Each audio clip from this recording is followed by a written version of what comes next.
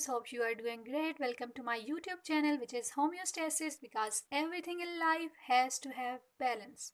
Okay, आज का हमारा टॉपिक है जैसे कि आपने वीडियो की टाइटल से देख लिया होगा that is human respiratory system. हमने अपनी पिछली वीडियो में कवर किया था respiration and the properties of the respiratory surfaces. So I am trying to be creative here, so guys show some love. Okay, let's start this video. बिस्मिल्लाहिर्रहमानिर्रहीम। तो सबसे पहले हम अपने टॉपिक को डिफाइन करेंगे that is human respiratory system. Respiratory system provides a fundamental ability to breathe.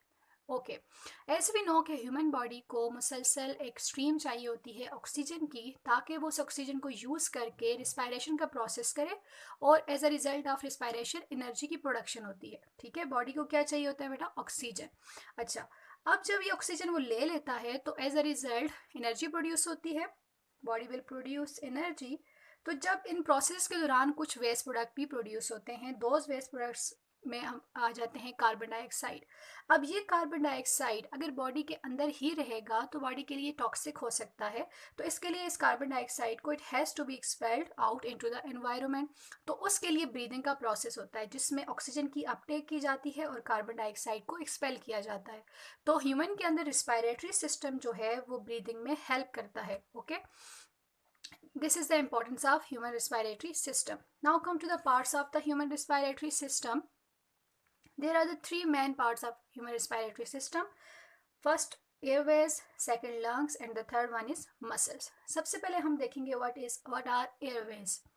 अब during breathing मुसलसल एयर जो है वो आपकी बॉडी के अंदर आ रही है तो उसको एक पैसेज चाहिए, एक पाथ चाहिए जिसके थ्रू वो आपके लंग्स तक पहुंच सके। तो वो जो पाथ फॉलो करती है उनको हम एयरवेज का नाम देते हैं और उस पाथ, उस रास्ते में, उस पैसेज में मुख्तलिफ आप कह सकते हो पार्ट्स आते हैं। Number one is nose, mouth. Nose और माउथ से होती हुई बेटा वो फेरिंग्स में जाती है। फेरिंग्स वो पार्ट है एयरवेज का जो कि आपके थ्रॉट में पाया जाता है। फेरिंग्स का मतलब ही थ्रॉट होता है। ठीक है, फिर फेरिंग्स से बच्चे वो जाती है लैरिंग्स में, जैसे हम साउंड बॉक्स भी कहते हैं। लैरिंग्स से होती है वो ट्रेकिया में जाती है। ट्रेकिया को विंड पाइप भी कहा जाता है। ट्रेकिया से ब्रोंकाई में और ब्रोंकाई से वो बेटा किस में जाती है? ब्रोंक्यूल्स। और ब्रोंक्यूल्स से फिर वो लंग्स के अंदर पहुंच जाती है और ब्रोंक्यूल्स के आगे होते हैं एल्वियोलाई। ओके, अब एयरवेज के थ्रू क्या हुआ?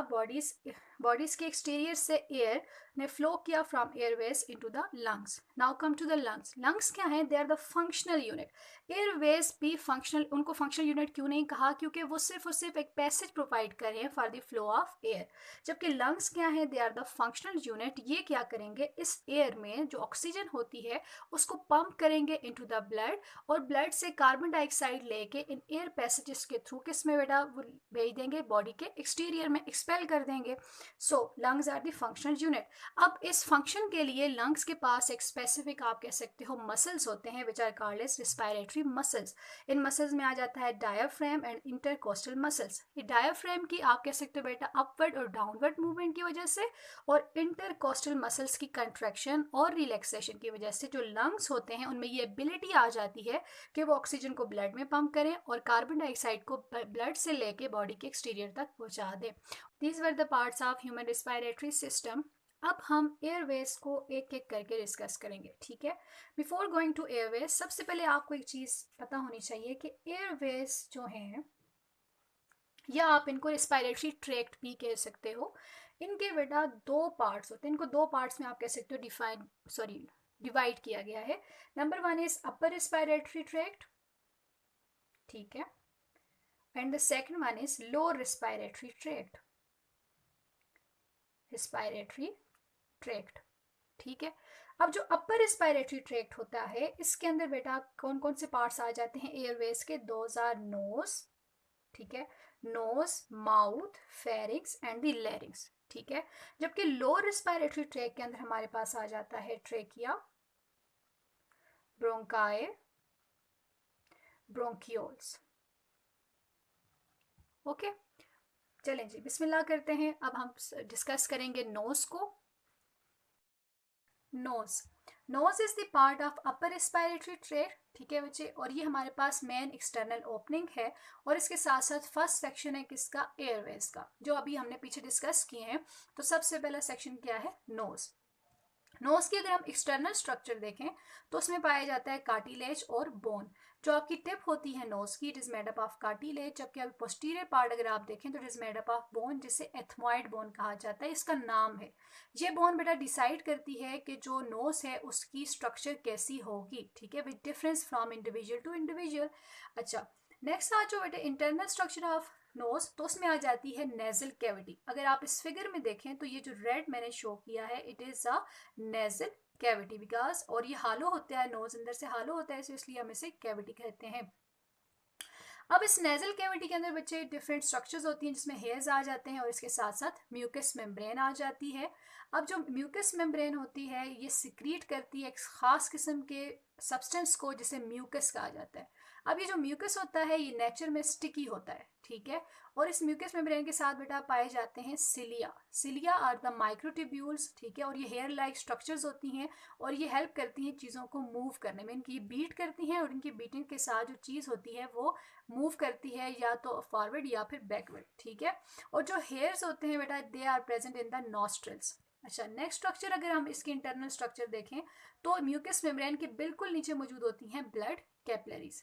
यहाँ पे फिगर में अगर आप देखो दिस इज नोज, और ये नोज के अंदर जो डार्क ब्लू मैंने शो किया है दैट इज म्यूकस मेम्ब्रेन, और म्यूकस मेम्ब्रेन के साथ ये हेयर लाइक प्रोजेक्शंस आ रही हैं, दीज आर सिलियास। क्लियर। अच्छा, अब जरा फंक्शन पे आ जाओ। नोज का फंक्शन क्या है? नोज के नॉस्ट्रल्स के अंदर जो हेयर मौजूद होते हैं बेटा ये फिल्ट्रेशन में हेल्प करते हैं। कैसे? ये कैप्चर करते हैं डस्ट पार्टिकल को, माइक्रो ऑर्गेनिज्म को, पैथोजेंस वगैरह को, और उनको आप कह सकते हो नोज के अंदर नहीं जाने देते, ठीक है। जो mucus mucus plus cilia help करते हैं डिफेंसिव मैकेनिज्म में। अब इस बात को आपने समझना है, ठीक है। कैसे? अगर लेट्स से कोई भी पैथोजन, कोई माइक्रो ऑर्गेनिज्म आपकी नोज के अंदर आ गया है तो हमारे पास mucus due to its sticky nature उसको अपने साथ अटैच कर लेगा, ठीक है। फिर उसके बाद बच्चे सिलिया जो है वो बीट करेंगे और उस कैप्चर्ड सब्सटेंस को बेटा कहाँ लेके जाएंगे? फेरिंग्स में, which is the next part of Airways, जो कि हम पीछे अब डिस्कस कर चुके हैं। तो आगे डिटेल में इंशाल्लाह आगे डिस्कस होगा, लेकिन थोड़ा बहुत जनरल व्यू हम फेरिंग्स का ले चुके हैं, which is the second part of the Airways. तो जब कैप्चर्ड सब्सटेंस फेरिंग्स में आएगा तो फेरिंग्स क्या है बेटा? इट इज़ अ थ्रॉट, ठीक है। तो गले में आपको एक अनकंफर्टेबल सी फीलिंग होगी जिसकी वजह से खांसी होगी, और खांसी के साथ स्प्यूटम की फॉर्म में वो कैप्चर्ड सब्सटेंस आपके माउथ से बाहर आ जाएगा। ऐसे इस म्यूकस और सिलिया ने मिलके क्या किया बेटा? डिफेंस किया, आपकी बॉडी को बचाया, किससे? माइक्रो ऑर्गेनिज्म से या फॉरेन पार्टिकल से। Clear. Next is mucus moistened the air. Mucus जो होता है वो एयर को मॉइस्टेंड करता है। असल में जो नेचर होती है एयर की वो ड्राई होती है। जब वो आपकी नोज के अंदर आती है तो अगर वो ड्राई एयर बेटा एयर वेज को फॉलो करती हुई लंग्स तक चली जाए तो वो लंग्स की जो स्किन होती है, जो मेम्ब्रेन होती है, सॉरी स्किन नहीं मेम्ब्रेन होती है, उसको रप्चर कर सकती है। तो हमने उस चीज़ को प्रिवेंट करना है, तो उसके लिए जो नोज के अंदर जो म्यूकस होता है वो उस एयर को थोड़ा बहुत मॉइस्टेंड कर लेता है, ठीक है। अच्छा, नेक्स्ट आ जाओ बच्चे। हमने यहाँ पढ़ा था कि जो ब्लड कैपिलरीज भी मौजूद होती हैं। अब जो कैपिलरीज होती हैं इनके अंदर ब्लड होता है, ब्लड के फ्लो की वजह से एक हीट जनरेशन होती है। उस हीट को बेटा वो हीट यूज करता है आपका नोज और वार्म करता है किसको? एयर को। एयर हमारे पास अगर कोल्ड एयर है तो उससे भी आप कह सकते हैं बेटा एयरवेज और जो लंग्स वगैरह हैं इसकी मेम्ब्रेन्स खराब हो सकती हैं, उनको आप कह सकते हो बच्चे नुकसान हो सकता है। तो उसको प्रिवेंट करने के लिए कैपिलरीज हेल्प करती हैं in the end warming the air up to 30 degree centigrade. और ये टेम्परेचर बेटा डिपेंड करता है आपके एक्सटर्नल टेम्परेचर पे। इस फेरिंग्स, ठीक है, which is also part of a respiratory tract, और ये ग्रीक वर्ड है जिसका मतलब है थ्रॉट। इसकी स्ट्रक्चर अगर आप देखें तो कॉन शेप होती है, और लाइक एनी अदर पैसेज इसका भी एक स्टार्टिंग पॉइंट है that it starts from the oral and nasal cavity, और ये एंड करता है बच्चे किसके ऊपर? ईजोफेगस के ऊपर और लैरिंग्स के ऊपर, ठीक है। अब इसको बेटा तीन डिफरेंट क्या कह सकते हैं रीजन्स में डिवाइड किया गया है, जिसमें नेजोफेरिंग्स आ जाते हैं, oropharynx, and the last region is called as laryngopharynx. ये तीनों रीजन मिलके क्या बनाते हैं? फेरिंग्स, ठीक है। अब जरा हम इधर फिगर पे आ जाते हैं। देखो, जब एयर नोज के थ्रू बेटा पास होती है it goes into the pharynx. ऐसे ही जब हमारे पास जो ओरल कैविटी होती है it is also opening into the pharynx. लेकिन जो रीजन नेजल कैविटी के एंड पे मौजूद है, पोस्टीरियर साइड में मौजूद है, उसे नेजोफेरिंग कहा गया है। वाई? क्योंकि नेजल कैविटी के पोस्टीरियर साइड मौजूद है, जबकि वो रीजन जो कि ओरल कैविटी के पोस्टीरियर साइड में मौजूद है उसको कहा गया है ओरोफेरिंग्स। फिर उसके बाद अगर आप नेक्स्ट आ जाओ, दैट इज अ लेरिंजोफेरिंग्स। इस रीजन को, इस this region of pharynx is called as laryngopharynx. Why? क्योंकि ये बिल्कुल लेरिंग्स के ऊपर मौजूद है। लेरिंग्स क्या है? It is a next part of airway, ठीक है, जो कि अभी हम इंशाल्लाह नेक्स्ट डिस्कस करेंगे। अच्छा, एयर क्या होती है बेटा? नोज नेजल कैविटी के थ्रू होती है नेजोफेरिंग्स, नेजोफेरिंग्स से ओरोफेरिंग्स, ओरोफेरिंग्स से होती है लेरिंजोफेरिंग्स, और लेरिंजोफेरिंग्स से होती है किस में चली जाती है? ट्रेकिया में, या लेरिंग्स, और लेरिंग्स के बाद नेक्स्ट हमारे पास जो पार्ट है दैट इज ट्रेकिया। यहाँ मैं लिख लेती हूँ। क्लियर? अच्छा, अब जरा फंक्शन पे आ जाते हैं। फंक्शन ऑफ फेरिंग्स में बच्चे आते हैं, there are two functions, air passage and the second one is digestive system. It is that's mean it is a part of respiratory system and also a part of digestive system. Why? अगर आप इसका starting point देखें तो ये oral से भी start होता है और नेजल कैविटी से भी स्टार्ट होता है। फूड क्योंकि आप माउथ के थ्रू लेते हो, तो जो फूड होता है it follows the passage of pharynx, और इसलिए सांस आप नाक से लेते हो तो नोज नोज के थ्रू जो एयर होती है it also follows the path of pharynx, ठीक है। इसलिए कहते हैं कि it is a part of both system, respiratory system भी और डाइजेस्टिव सिस्टम भी। अब यहाँ पे एक थोड़ा सा आप कह सकते हो कम्प्लेक्सिटी आ जाती है कि देखें, अगर आप जो फूड ले रहे हो माउथ के थ्रू वो फेरिंग्स का पाथ फॉलो कर रहा है, तो मोस्ट प्रॉब्ली ये हो सकता है कि वो सांस की नाली में चला जाए, ठीक है, और उसकी वजह से चोकिंग हो सकती है, डेथ भी हो सकती है इन स्वेयर केसेस, ठीक है। तो हमारे पास इस चीज़ को प्रिवेंट करने के लिए यहाँ पे कार्टिलेज मौजूद होता है आपके थ्रोट में, ठीक है। वो क्या करता है, जब आप खाना खाते हो तो वो जो भी कार्टिलेज होता है वो आपकी ट्रेकिया को, जो कि आपकी सांस की नाली है, उसको बेटा क्या कर देता है? कवर कर देता है, लाइक दिस। ये एपिग्लॉटिस है, ठीक है। For example this is trachea, तो इसके ऊपर बेटा यहाँ पे ये मौजूद होता है क्या? एपिग्लॉटिस, जिसका मैं अभी आपको कह रही थी that it is a cartilage, ठीक है। ये एपिग्लॉटिस क्या करेगा? ये इधर फ्लैप डाउन हो जाएगा, बंद कर देगा, ट्रैकिया सांस की नाली को बंद कर देता है, और जो फूड होता है इट इंटर्स इनटू द ईजोफेगस, और उससे आगे ईजोफेगस से आगे वो फिर डाइजेस्टिव स्टमक वगैरह में जाता है, ठीक है। अब जो एपिग्लॉटिस है अगर हम लोग देखें ये क्या है? It is a flap of elastic cartilage, और ये एज अ स्विच के तौर पे देखो बच्चे स्विच कर रहा है बिटवीन द ईजोफेगस एंड ट्रेकिया, और ये प्रिवेंट करता है किसको? चोकिंग को। अगर आपको बात समझ आ गई है, देखें स्विच कैसे किया? जब आप खाना खाते हो तो इसने क्या किया? ट्रैकिया को कवर कर लिया, ताकि वो जो खुराक है वो किस में ना जाए? ट्रैकिया में ना जाए, और चोकिंग ना हो। इसी तरीके से ड्यूरिंग रिस्पायरेशन जब आप इनहेल करते हो तो ये किसको कवर कर लेता है? ईसोफेगस को, और आपकी जो एयर होती है वो डाइवर्ट करके किस में चली जाती है? ट्रैकिया में चली जाती है। तो एक तरीके से ये डाइवर्जन के तौर पे काम कर रहा है। तो this was your pharynx. Now let's discuss the next part which is लैरिंग्स। Okay, now the next part is larynx. Larynx is also the part of upper respiratory tract, और ये लास्ट पार्ट है upper respiratory tract का। इसके बाद lower respiratory tract start हो जाएंगे, जो कि इंशाल्लाह हम अपनी नेक्स्ट वीडियो में डिस्कस करेंगे, जिसमें ट्रेकिया, ब्रोंकाई और ब्रोंक्यूल्स वगैरह आ जाते हैं। ओके, लैरिंक्स को हम वॉइस बॉक्स भी कहते हैं बच्चे, क्योंकि ये साउंड प्रोड्यूस करता है। जैसे मैं अभी बात कर रही हूँ तो वो जो साउंड प्रोड्यूस हो रहा है जो मैं तो वो उसका रिस्पॉन्सिबल कौन है बच्चे? लैरिंक्स। अब इसकी अगर हम लोकेशन देखें तो ये it is present inferior to hyoid bone, hyoid bone के नीचे पाया जाता है। हायोइड बोन क्या है बेटा? ये आपके नेक रीजन में बोन पाई जाती है, दिस वन, ओके, उसके नीचे ये मौजूद होता है। और सुपीरियर टू ट्रेकिया, ये जो है दिस इज ट्रेकिया, ट्रेकिया के ऊपर और हायोइड बोन के नीचे। Now come to the structure. जो लैरिंक्स होता है बेटा, it is form from different types of cartilages, ये कार्टिलेजेस से मिलकर बना हुआ होता है। अच्छा, उसमें हमारे पास आ जाती है epiglottis, thyroid cartilage and the cricoid cartilage, ठीक है।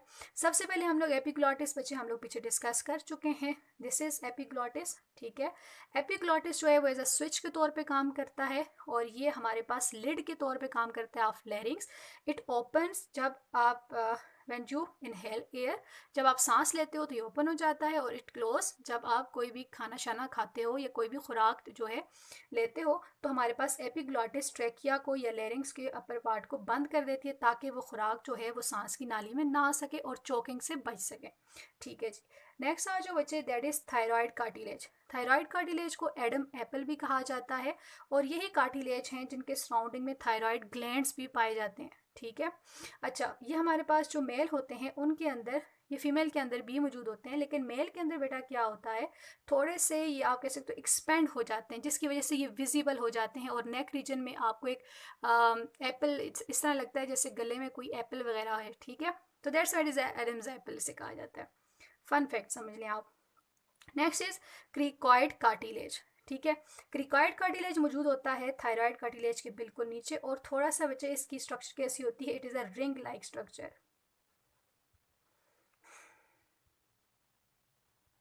Ring like structure. ठीक है। अच्छा, अभी तक ये जो हम लोग कार्टिलेजेस वगैरह पढ़े, ये कार्टिलेजेस क्या कर रहे हैं, अगर इनका फंक्शन देखो तो जो थायराइड कार्टिलेज है, अभी साउंड का भी मैंने कोई बात नहीं की, तो आप कह रहे हो कार्टिलेजेस में साउंड कैसे प्रोड्यूस हो रहा है, तो यहाँ पे रोल आता है बच्चे वोकल फोल्ड्स का। ठीक है, असल में क्या होता है, जो एडम्स एप्पल है, ये थायराइड कार्टिलेज है, इसके अंदर, ठीक है, इसके इंटरनल साइड पे जो मेम्ब्रेन होती हैं, जो म्यूकस मेम्ब्रेन होती हैं, वो फोल्ड हुई होती हैं। ठीक है, लाइक दिस, ऐसे फोल्ड हुई होती हैं।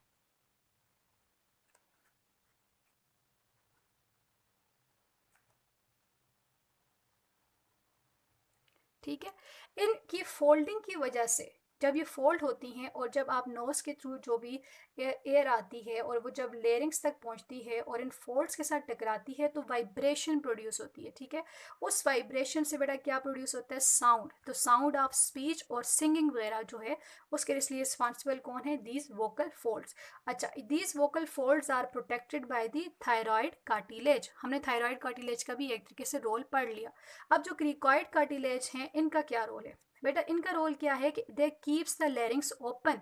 ये कार्टिलेज हैं तो ये क्या करते हैं, उसको ओपन रखते हैं ताकि वो क्लोज ना हो। अगर लेरिंग्स क्लोज हो गई बच्चे, तो सांस आप कह सकते हो रुक सकता है, सांस के जो रास्ता है उसमें रुकावट आ सकती है, एयर आपकी ट्रेकिया तक नहीं जाएगी, तो आप सांस कैसे लोगे। ठीक है, तो जो क्रिकॉइड कार्टिलेज हैं, रिंग्स हैं, तो ये क्या करते हैं, लेरिंग्स को ओपन रखते हैं ताकि एयर का जो रास्ता है वो, उसमें कोई किसी किस्म की रुकावट ना, और वो आसानी से ट्रेकिया तक जा सके। अब लाइक फेरिंग्स, इसके भी थोड़े से रीजन्स हैं। ठीक है बेटा, जिसमें हमारे पास सबसे फर्स्ट आ जाता है एपिग्लॉटिस। एपिग्लॉटिस से नीचे जो हायोइड बोन और थायराइड है, दिस हायोइड बोन, और ये जो ब्लू में है थायराइड कार्टिलेज, इसको बेटा इस रीजन को कहा जाता है ग्लॉटिस। और उससे नीचे जो क्रिकॉइड कार्टिलेज का जो रीजन है और थोड़ा बहुत थायराइड कार्टिलेज का रीजन, उसे बेटा कहा जाता है सबग्लॉटिस। ठीक है, दैट वाज योर लेरिंग्स। तो आज की वीडियो में हमने डिस्कस किया नोज को, माउथ को, pharynx and the larynx which were the part of upper respiratory tract. तो नेक्स्ट वीडियो में इंशाल्लाह हम बाकी जो हमारे पास रह जाते हैं, ट्रेकिया, ब्रोंकाई, ब्रोंक्यूल्स और एल्वुलाई वगैरह को इंशाल्लाह नेक्स्ट वीडियो में डिस्कस करेंगे। So if you like this video, please subscribe to my YouTube channel which is Homeostasis, and give it a big fat thumbs up and share it with your friends and family. Okay, take care. Allah Hafiz. Peace out.